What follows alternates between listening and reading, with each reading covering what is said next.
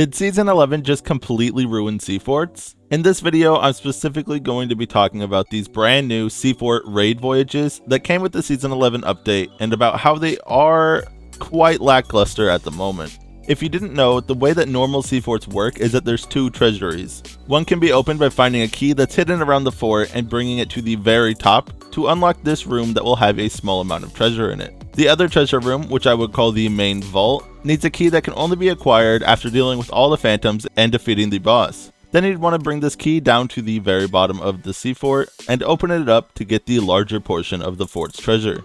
But when you do Sea Forts as a raid voyage, there won't be any treasure in the top part of the fort that you end up at. And when you finally get the key to the bottom one, you'll be left disappointed, finding that even though you did get specific faction loot, there really isn't very much of it down here. And that's true regardless of which faction you select for the raid voyage. And even though these voyages do absolutely suck in terms of loot, they do still offer the same amount of supplies from what I can tell, so they can still be great to use them to teleport to a Sea Fort to quickly stack up on a ton of stuff to start out your adventure with.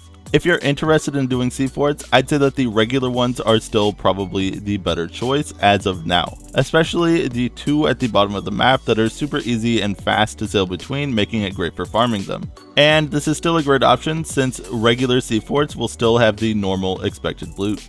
Also, as I was writing this video, Sea of Thieves did just make an announcement on their newest YouTube video where they talk about how an upcoming update this month will buff raid voyages to give more loot, so we'll just have to wait and see how good or bad they make it. But for now, I would probably avoid these Sea Fort raid voyages.